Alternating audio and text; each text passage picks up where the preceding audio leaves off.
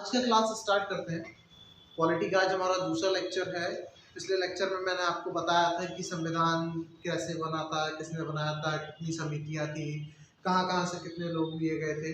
आज की हम क्लास जो स्टार्ट करेंगे उसमें हम जो टॉपिक्स पे बात करेंगे उसमें से जो हमारा सबसे पहला टॉपिक होगा तो वो होगा प्रारूप समिति। प्रारूप समिति जो थी, टोटल कितनी समितियां थी? 7 समितियां थी। कौन कौन सी थी? पहली समिति हमारी कौन सी थी? प्रारूप समिति थी, जिसके अध्यक्ष कौन थे? डॉक्टर भीमराव अंबेडकर। दूसरी थी हमारी प्रांतीय संविधान समिति, उसके अध्यक्ष सरदार वल्लभ भाई पटेल। तीसरी कौन सी थी? हमारी झंडा समिति। झंडा समिति की जो अध्यक्ष थे वो कौन थे? झंडा समिति के अध्यक्ष हाँ सही बोल रहे हैं, डॉक्टर राजेंद्र प्रसाद जो थे वो अस्थायी अध्यक्ष थे। स्थायी अध्यक्ष कौन थे? जेबी कृपलानी। ठीक है, स्थायी अध्यक्ष कौन थे? जेबी कृपलानी। और अस्थायी अध्यक्ष कौन थे? डॉक्टर राजेंद्र प्रसाद। अगली जो समिति थी वो कौन सी थी? अल्पसंख्यक परामर्श समिति। अल्पसंख्यक परामर्श समिति, अध्यक्ष पंडित जवाहरलाल नेहरू, सरदार वल्लभ भाई पटेल। सही बोला कर। अगला मूल अधिकार समिति, कौन थे? सरदार वल्लभ भाई पटेल। सबका पंडित जवाहरलाल नेहरू बोले। संचालन समिति, इसके अध्यक्ष डॉक्टर राजेंद्र प्रसाद। और लास्ट जो थी हमारी देसी रियासत समझौता वार्ता समिति, इसके अध्यक्ष थे पंडित जवाहरलाल नेहरू। आ गया ना, बहुत देर से तड़प रहे थे। प्रारूप समिति की बात करते हैं। प्रारूप समिति में हमारे 7 सदस्य थे। 7 सदस्यों के नाम आपके लिए लिखे: अंबेडकर, गोपाल कृष्णा, माधव, मुंशी, शादुल्ला और जेपी वो डीपी खेतान। ये 7 लोगों को मिलाकर हमारी प्रारूप समिति बनी थी, जिसके जो अध्यक्ष थे वो कौन थे? डॉक्टर भीमराव अंबेडकर। ये इसके अध्यक्ष थे। और समिति में 7 सदस्य थे। इनके पूरे नाम ध्यान रखिएगा। अंबेडकर जी का पूरा नाम क्या है? डॉक्टर भीमराव अंबेडकर। गोपाल जी का पूरा नाम क्या है आपका? गोपाल स्वामी अयंकर। ठीक है, गोपाल स्वामी अयंकर। कृष्णा, इनका पूरा नाम क्या है बताओ? किसी को नहीं पता? कृष्णा स्वामी अय्यर। ठीक है, इनका पूरा नाम क्या है? कृष्णा स्वामी अय्यर। इनका है डॉक्टर माधव राव। ठीक है, एन माधव राव है इनका पूरा नाम। क्या है? एन माधव राव। मुंशी जो है उनका पूरा नाम क्या है? बताएगा कोई? मुंशी जी का पूरा नाम कन्हैया लाल माणिक लाल मुंशी। ठीक है, इनका पूरा नाम क्या है? कन्हैया लाल माणिक लाल मुंशी। इनका मोहम्मद शादुल्ला। ठीक है, इनका पूरा नाम क्या है? मोहम्मद शादुल्ला। इनका तो पूरा लिखा है डीपी खेतान। इतना ध्यान रखिए। 7 लोग थे ये प्रारूप समिति में। ठीक है, इन्होंने पूरा प्रारूप लिया था। प्रारूप लेने के लिए क्या था, इन्होंने क्या किया, अलग अलग देशों के संविधान से जो चीज इनको जिस देश से अच्छी लगी उसको क्या किया, उठाना शुरू कर दिया, जिसको हम कहते हैं संविधान के स्रोत। स्रोत का मतलब वो सोर्सेज जहां से संविधान लिया गया है। तो संविधान के स्रोत की अगर हम बात करेंगे तो संविधान जो है वो टोटल 10 कंट्रीज से मिलकर बना है। 10 कंट्रीज के संविधान को पढ़ा गया, देखा गया कि इसमें क्या चीज बेस्ट है, और उस बेस्ट चीज को निकाल कर क्या बनाया हमने, हमारा संविधान बनाया है। सबसे पहला जो संविधान के स्रोत में जो पहला देश आता है उसका नाम है ब्रिटेन। ठीक है, ब्रिटेन से हमने लिया क्या, संसदीय प्रणाली, जो हमारे यहाँ संसद है उसकी जो प्रणाली थी वो ली गई। एकल नागरिकता, एकल नागरिकता का मतलब जानते हैं जो सिटीजनशिप मिलती है इंडिया में, वो ये है, इंडिया का रूल ये है सिटीजनशिप का कि आप किसी एक देश की नागरिकता रख सकते हो। यानी कि अगर मान लीजिए आप यहाँ हैं, फॉर एग्जाम्पल, सबसे बड़ा एग्जाम्पल है अक्षय कुमार। अक्षय कुमार के पास भारतीय नागरिकता नहीं है, अक्षय कुमार के पास कनाडा की नागरिकता है। अगर वो भारतीय नागरिकता लेता है तो उसको कनाडा की नागरिकता छोड़नी पड़ेगी, क्योंकि हमारे यहाँ नियम है एकल नागरिकता का। ठीक है, आप किसी एक देश की नागरिकता ले सकते हो। विधि का शासन, ये भी कहां से लिया गया? ब्रिटेन से। तो ब्रिटेन से 3 चीजें ली गई: संसदीय प्रणाली, एकल नागरिकता, विधि का शासन। दूसरा देश आता है अमेरिका, यूएस। ठीक है, अमेरिका से हमने क्या लिया, हमारे जो मौलिक अधिकार होते हैं वो अमेरिका से लिए गए हैं। राष्ट्रपति और उपराष्ट्रपति के बारे में जितने भी है, जैसे उनकी शक्तियां जो हैं, उनका चुनाव कैसे होगा, और राष्ट्रपति उपराष्ट्रपति बनने चाहिए, ये सारी चीजें हमने कहां से ली? अमेरिका से। न्याय पूर्वलोकन, यानी कि आपको मान लीजिए जैसे कि आपको कोई सजा हो जाती है तो आप उस पर दोबारा सुनवाई की याचिका डाल सकते हो, उसका क्या पूरा प्रोसीजर होगा, वो यहाँ से लिया गया। महाभियोग, महाभियोग एक ऐसी चीज है जो केवल और केवल राष्ट्रपति पर लागू होता है, ठीक है। ये हर किसी पर नहीं लगता, केवल किस पर लगता है? राष्ट्रपति, यानी कि आपके देश का जो प्रेसिडेंट है उसके ऊपर आप ये अप्लाई कर सकते हैं। ये एक ऐसी चीज है महाभियोग, ठीक है। तो ये राष्ट्रपति पर अप्लाई होता है और ये भी हमने कहां से लिया है?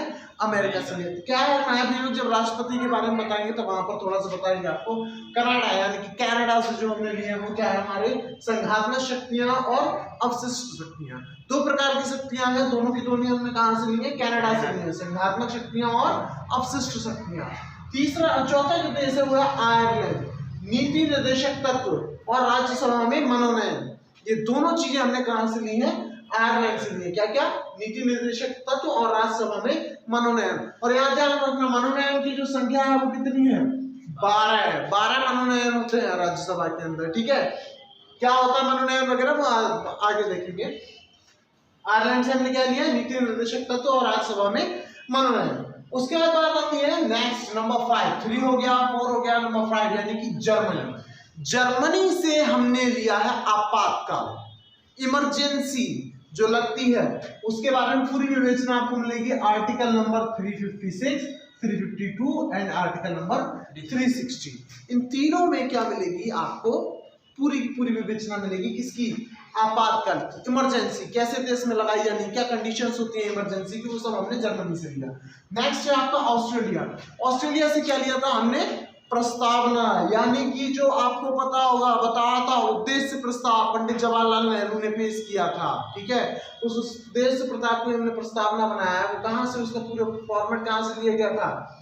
ऑस्ट्रेलिया से। संवर्ती सूची, संवर्ती सूची और क्या? केंद्र और राज्य शक्तियों का विभाजन, ठीक है। शक्तियों का विभाजन, शक्तियों का विभाजन का मतलब जानते हैं? आपने क्या कर दिया? डिवाइड कर दिया कि कौन सी शक्तियां आपके स्टेट गवर्नमेंट के अंडर में रहेंगी यानी कि केंद्र सरकार के अंदर में, और कौन सी सेंट्रल गवर्नमेंट के अंदर में रहेंगी यानी कि राज्य सरकार के अंदर में। तो ये तो होती है केंद्र और राज्य शक्तियों का विभाजन। अब बात आती है कि ये संवर्ती सूची क्या है? ये संवर्ती सूची क्या होता है? तो ध्यान रखिएगा, कुछ मुद्दे ऐसे हैं जो केंद्र और राज्य, ठीक है, स्टेट गवर्नमेंट और सेंट्रल गवर्नमेंट, ठीक है। केंद्र मतलब सेंट्रल गवर्नमेंट और राज्य मतलब स्टेट गवर्नमेंट। सेंट्रल गवर्नमेंट और स्टेट गवर्नमेंट की अलग अलग शक्तियां तो है, लेकिन कुछ मुद्दे ऐसे हैं जिन पर ये दोनों ही अपना मतलब अपना अपना क्या करते हैं, क्या कहते हैं, नजरिया पेश करते हैं, यानी कि ये दोनों के अंडर में आते हैं। वही जो सारे रखे गए हैं वो किस में आते हैं? संवर्ती सूची में आते हैं। यानी कि संवर्ती सूची आपकी एक ऐसी सूची है जिसमें केंद्र सरकार और राज्य सरकार दोनों के अंडर में आने वाले जो मुद्दे हैं उनको रखा गया है, जिसमें सबसे बड़ा जो मुद्दा आता है वो आपका क्या आता है? शिक्षा का मुद्दा। शिक्षा पर जो भी फैसला होगा उसके दोनों के पास शक्तियां हैं, केंद्र सरकार भी ले सकती है और राज्य सरकार भी ले सकती है। और कौन सा है? श्रम कल्याण एवं रोजगार, ठीक है, ये केंद्र सरकार के अंडर में भी है, राज्य सरकार के अंडर में भी है। दूसरा अगला कौन सा है? मुकदमे। मुकदमे केंद्र सरकार के अंडर में भी आते हैं और राज्य सरकार के अंडर में भी आते हैं। परिवार नियोजन, ठीक है, ठीक है, परिवार नियोजन हो गया, प्रदूषण नियंत्रण हो गया, ऐसे बहुत सारे आपके मुद्दे मिलेंगे आपको, ठीक है। ये सारे के सारे बहुत सारे मुद्दे हैं, ये कहाँ में आते हैं? संवर्ती सूची में आते हैं। यानी कि ये एक ऐसी सूची है जिसमें वो मुद्दे डाले जाते हैं जिन पर central government and state government दोनों ही अपना अपना निर्णय ले सकते हैं, यानी कि ये शक्तियां दोनों के पास हैं। उसके बाद बात आती है साउथ अफ्रीका। साउथ अफ्रीका से हमने क्या लिया है? संशोधन प्रतिक्रिया, ठीक है। संशोधन प्रतिक्रिया या संशोधन प्रक्रिया क्या होती है कि आपको मान लीजिए किसी भी चीज में, जैसे संविधान के अंदर ही कोई संशोधन करना है, ठीक है, मान लीजिए ऐसा तो है नहीं कि एक बार में कोई भी चीज परफेक्ट हो जाती है, धीरे धीरे उसको परफेक्ट किया जाता है। तो अगर आपको कोई भी संशोधन करना है तो उसकी पूरी प्रक्रिया क्या होगी, ठीक है, वो सारा कुछ आता है यहाँ से। रूस जो है 8वां रूस, ठीक है, रसिया, ठीक है, यहाँ से आपने क्या लिया? अपने मौलिक कर्तव्य, ठीक है, जो हम लोगों को आजकल ध्यान नहीं है, हमारे मौलिक अधिकार क्या है, मौलिक कर्तव्य क्या है, वो यहाँ से लिए गए हैं, ठीक है। 10th आता है जापान। जापान से हमने क्या लिया? विधि द्वारा स्थापित प्रक्रिया, ठीक है, जो विधि के द्वारा जो भी प्रक्रिया होती हैं। और 10th आता है हमारा कौन सा? फ्रांस, यानी कि यहाँ से हमने लिया है गणराज्य, ठीक है, क्या लिया है? गणराज्य। तो ये 10 देश थे जिनसे हमने थोड़ा थोड़ा लेकर अपने संविधान को बनाया है। अब बात करें संविधान की, तो संविधान के अंदर टोटल 12 अनुसूचियां हैं। ठीक है, क्या है? 12 अनुसूचियां हैं। 12 अनुसूचियों में मैं एक एक करके आपको बताऊंगा। ठीक है, पहली जो अनुसूची है वो काय के बारे में है? राज्य और संघ राज्य के बारे में। ठीक है, राज्य और संघ राज्य। राज्य का मतलब स्टेट और संघ राज्य का मतलब यूनियन टेरिटरीज। ठीक है, तो राज्य और संघ राज्य के बारे में है कौन सी सूची? पहली अनुसूची। दूसरी अनुसूची किसके बारे में? लोकसभा अध्यक्ष के बारे में, उपाध्यक्ष के बारे में, राष्ट्रपति, राज्यपाल। ठीक है, इन सब का कैसे चुनाव होता है वो सब काय में आएगा? दूसरी अनुसूची में। तीसरी अनुसूची हमारी किसके बारे में? ओथ। ओथ का मतलब जानते हैं? शपथ। जो शपथ हम लोग ग्रहण करते हैं, हम लोग नहीं, मतलब जो भी आपके संवैधानिक पद पर लोग जाते हैं वो जो भी शपथ ग्रहण करते हैं वो किसमें आती है? आपकी तीसरी अनुसूची में आती है। ठीक है, उसके चौथी जो अनुसूची है वो क्या है? जनसंख्या के आधार पर राज्यसभा में सीटों का बंटवारा। कौन से राज्य से कितनी सीटें निकलनी है वो डिपेंड करता है वहां की जनसंख्या पर। तो जनसंख्या के आधार पर जो राज्यसभा में सीटों का आवंटन होता है वो कौन सी अनुसूची में आता है? चौथी अनुसूची में आता है। पांचवी अनुसूची में क्या होता है? अनुसूचित क्षेत्रों, अनुसूचित जनजातियों के प्रशासन और नियंत्रण, इन सब के बारे में। ठीक है, जैसे बहुत सारे आपकी जो जनजातियां हैं, बहुत सारे जो क्षेत्र है वो कहाँ आते हैं? आज भी जंगलों में रहते हैं। ठीक है, तो क्या कहलाती है? अनुसूचित जनजातियां कहलाती हैं। वो जो क्षेत्र होते हैं वो क्या कहलाते हैं? अनुसूचित क्षेत्र कहलाते हैं। तो उनके बारे में जो बात होगा, उनका जो प्रशासन होगा या उसका नियंत्रण होगा वो कहाँ से मिलेगा आपको? पांचवी अनुसूची से। छठी जो अनुसूची है वो क्या है? छठी अनुसूची असम, मेघालय, त्रिपुरा, मिजोरम। ठीक है, इन राज्यों के जो जनजातीय क्षेत्र हैं वो सारे के सारे क्या में आते हैं? इनका जो प्रशासन है। ठीक है, कौन कौन से? ध्यान रखिएगा, असम हो जाएगा, मेघालय हो जाएगा, त्रिपुरा हो जाएगा, मिजोरम हो जाएगा। ये चार मुख्य राज्य हैं इसके, असम, मेघालय, त्रिपुरा और मिजोरम। इन चार राज्यों का जो भी आपका इनकी जो जनजातियां हैं, राज्यों की जो जनजातियां हैं, उनका जो प्रशासन आता है वो कहाँ आता है? छठी अनुसूची में आता है। ठीक है, सातवीं अनुसूची में आपका क्या आएगा? संघ सूची, यानी कि वही केंद्र की सूची, राज्य की सूची और संवर्ती सूची। ठीक है, ये कौन सी अनुसूची में आती है? ठीक है, कौन सी में? सातवीं में। छठी में क्या बताया था अभी? असम, त्रिपुरा, मेघालय और मिजोरम, इन चार राज्यों के जो भी आपकी जनजातियां उनका प्रशासन आता है। सातवीं अनुसूची में कौन सा आएगा? संघ सूची, राज्य सूची और संवर्ती सूची। आठवीं अनुसूची में आपकी आती है भाषा। कितनी है वर्तमान में? बताओ भाई। 22 भाषाएं। ठीक है, वर्तमान में कितनी भाषाएं भारत के अंदर? 22 भाषाएं, जिसमें से लास्ट में अभी 4 भाषाएं जोड़ी गई हैं। कौन कौन सी? नहीं पता? बोडो, संथाली, डोगरी, मैथिली। ठीक है, ये 4 भाषाएं, बोडो, संथाली, डोगरी और मैथिली, ये 4 भाषाएं जोड़ी गई हैं। और इस टाइम वर्तमान में भारत के अंदर कितनी भाषाएं बोली जाती हैं? 22 भाषाएं। कौन सी अनुसूची में आती है? 8वीं अनुसूची में। अब बात करते हैं नवीं अनुसूची की। तो नवीं अनुसूची में क्या आता है? भूमि सुधार। ठीक है, क्या आता है? भूमि सुधार। भूमि सुधार का मतलब ध्यान रखो कुछ चीजें हैं। ठीक है, संविधान में पहला संशोधन किया गया था भूमि सुधार को लेकर। एक बहुत लंबा टॉपिक है ये अपने आप में, काफी सारे इसमें केसेस आए थे, तब जाके संविधान पहला संशोधन किया था। ठीक है, भूमि सुधार को लेकर। और 10वीं अनुसूची आती है आपकी दल बदल। दल बदल जो है वो पहले नहीं थी अनुसूची में। 1885 में 52वां संविधान संशोधन हुआ था 1985 में, उसके बाद इस सूची को जोड़ा गया था। ठीक है, उसके बाद जो 11वीं आती है वो आती है पंचायत राज्य। पंचायत आपने देखा होगा, सरपंच वगैरह बनते थे गांव में, अब भी बनते हैं। ठीक है, तो पंचायत राज्य जो था, ठीक है, वो कब आया था आपका? ये भी पहले नहीं था, ये 73वां संविधान संशोधन था, 73rd संविधान संशोधन 1992 में। उसके बाद क्या हुआ? 11वीं अनुसूची को जोड़ा गया और नगर पालिकाएं, नगर पालिकाएं जो शहरों में चलती, गांव में क्या हो गया पंचायत राज, शहर में क्या हो गई नगर पालिका। नगर पालिका जो थी वो 12वीं अनुसूची में आई थी, ये भी 1992-93 में, दो डेट्स इसमें मिलती है 1992-1993 के अंतर्गत 74वां संविधान संशोधन 74th संविधान संशोधन के बाद इसको जोड़ा गया था। यानी कि स्टार्टिंग में केवल कितने थे 8। नवीं अनुसूची कब जोड़ी 1951 या 1952, दो डेट्स मिलती है इसकी भी, ठीक है। नवीं अनुसूची जोड़ी गई।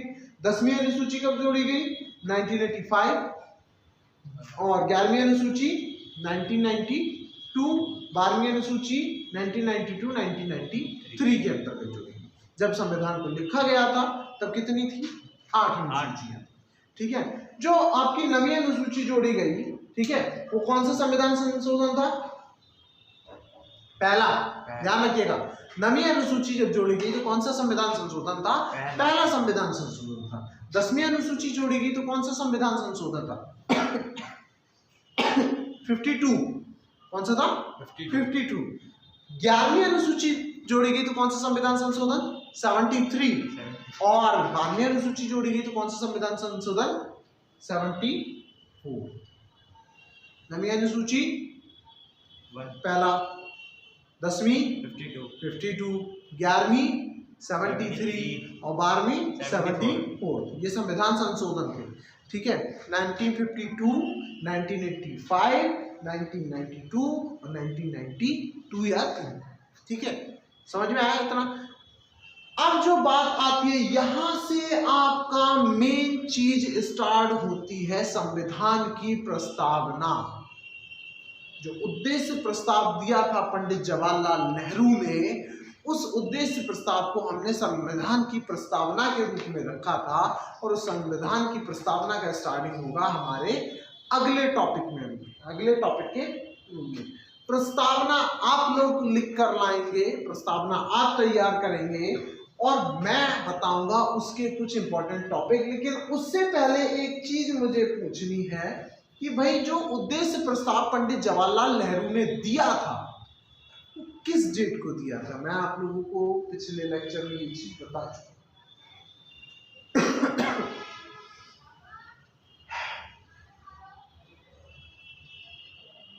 कौन सी मीटिंग थी और किस डेट में दिया गया था। देखो संविधान सभा की पहली मीटिंग कब हुई 9 दिसंबर, ठीक है, 9 दिसंबर 1940 को, ठीक है। कब हुई थी 9 दिसंबर 1940 को, कहाँ हुई थी नई दिल्ली में हुई थी। और मुस्लिम लीग ने इसका क्या किया था पूर्ण रूप से बहिष्कार किया था, यानी कि इसमें सम्मिलित नहीं हुए थे। दूसरी मीटिंग कब हुई 11 दिसंबर। अस्थायी अध्यक्ष कौन बनाए गए, ये नाम नहीं बोले तो पिटोगी आज। अस्थायी अध्यक्ष अरे धूट डॉक्टर सच्चिदानंद सिन्हा। कौन बनाया गया डॉक्टर सच्चिदानंद सिन्हा। उसके बाद कब हुई 2 दिन बाद 13 उस दिन क्या आया था उद्देश्य प्रस्ताव। पहली 9 दिसंबर, उसमें क्या हुआ पहली बैठक थी, मुस्लिम लीग ने क्या किया बहिष्कार किया। अस्थायी अध्यक्ष कौन बने डॉक्टर सच्चिदानंद सिन्हा। 11 दिसंबर को स्थायी अध्यक्ष कौन बने डॉक्टर राजेंद्र प्रसाद। 13 दिसंबर को पंडित जवाहरलाल नेहरू ने उद्देश्य प्रस्ताव को पेश किया और उसके बाद अगली मीटिंग 22 जनवरी को हुई थी। उसमें क्या हुआ था उद्देश्य प्रस्ताव को स्वीकार कर लिया गया था और उसी उद्देश्य प्रस्ताव को हम लोग पढ़ते हैं अपनी प्रस्तावना के रूप में, ठीक है। तो कल हम बात करेंगे प्रस्तावना की। उससे पहले एक दो क्वेश्चन और पूछते हैं, छोटे छोटे क्वेश्चन है। जैसे कि आपके जो संविधान था उसको बनने में कितना समय लगा था। हाँ 2 साल 11 महीने 18 दिन 2 years 11 months and 18 days इतना टाइम लगा था संविधान को बनने में, ठीक है। कितने जो सदस्य थे वो रखे गए थे आपकी संविधान सभा के अंदर 389। कितने रखे गए थे 389। जरा इनका विभाजन बताओ भाई। जो आपके 389 सदस्य थे दिख रहा है ना यहाँ पर सबको, ठीक है। 389 जो सदस्य थे ये 3 जगह बताए थे मैंने। कौन कौन से, एक तो थे 292। कहाँ से आए थे ये 292 सदस्य और एक थे 93 और एक थे 4, टोटल हो गया 389। 292 सदस्य कहां से आए थे भाई? 11 प्रांतों में आपने अपनी सरकार बनाई थी, 11 प्रांतों में जो सरकार बनी थी वहां से कितने आए थे? 292। और बाकी के जो आपके 4 सदस्य थे वो कहां से थे? कमिश्नरी स्टेट से थे, 4 कमिश्नरी स्टेट से थे। और 93 जो सदस्य थे वो थे देसी रियासतों से। ध्यान रखो ये चीज बहुत अच्छे से पूछा जाएगा। 292 सदस्य कहां से आए थे आपके? 292 सदस्य कहां से थे? 11 प्रांतों में जहां आपने अपनी सरकार बनाई थी, कौन सी? भारतीय राष्ट्रीय कांग्रेस, ठीक है, आईएनसी की जो गवर्नमेंट बनी थी 11 प्रांतों में, वहां से आए थे 292 सदस्य। 93 जो सदस्य थे, 93 सदस्य थे, वो कहां से आए थे? देसी रियासतों से। और 4 सदस्य आपके कहां से आए थे? चीफ कमिश्नरी स्टेट से आए थे। टोटल मिला के हो गए थे 389 सदस्य, जिनको कहां रखा गया था? संविधान सभा में। संविधान सभा का जो था वो गठन किसके तहत हुआ था? कौन से मिशन के तहत हुआ था? कैबिनेट मिशन के तहत इसका गठन हुआ था। कितने लोग थे इसमें? 3 लोग थे, पैथिक लॉरेंस, एबी अलेक्जेंडर और स्टेफर्ड क्रिप्स। ठीक है, कौन कौन थे? पैथिक लॉरेंस, एबी अलेक्जेंडर और स्टेफर्ड क्रिप्स। पैथिक लॉरेंस जो थे वो कौन थे? इसके अध्यक्ष थे। ठीक है, कैबिनेट मिशन के अध्यक्ष कौन थे? पैथिक लॉरेंस थे। 3 लोग थे, पैथिक लॉरेंस, एबी अलेक्जेंडर और स्टेफर्ड क्रिप्स, जिन्होंने 389 लोगों को चुना था और क्या बनाई थी? आपकी संविधान सभा बनाई थी। ध्यान रखो इसके बारे में थोड़ा सा। ठीक है, पहली बैठक 9 दिसंबर को। 9 दिसंबर ईयर बोलो कौन सा आएगा? 1946। 1946 में। ठीक है, कहाँ हुआ? नई दिल्ली के अंदर। ठीक है, मुस्लिम लीग ने क्या किया? इसका बहिष्कार किया। कौन बनाए थे अस्थायी अध्यक्ष इस दिन? कौन बनाया गया था? हाँ, डॉक्टर सच्चिदानंद सिन्हा। ठीक है, 2 दिन बाद क्या हुआ? 11 दिसंबर 1946। कौन उस दिन क्या हुआ? स्थायी अध्यक्ष कौन बनाए गए?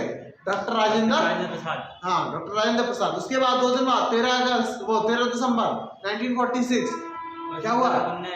पंडित जवाहरलाल नेहरू ने अपना प्रस्ताव, कौन सा प्रस्ताव? उद्देश्य प्रस्ताव। ठीक है, पंडित जवाहरलाल नेहरू ने क्या दिया था? उद्देश्य प्रस्ताव दिया था। और वो उद्देश्य प्रस्ताव पास कब हुआ? 22 जनवरी 1947। हाँ, 1947 को उद्देश्य प्रस्ताव क्या हुआ था? पास हुआ था। अंतिम बैठक कब हुई थी? 24। हाँ, 24 जनवरी 1947। 24 जनवरी 1950। समझे? और उसके बाद 26 जनवरी 1950 को क्या हो गया था? संविधान लागू हो गया था। ठीक है, आज के लिए इतना ही, बाकी हम लोग कल के लेक्चर में बात करते हैं। Thank you.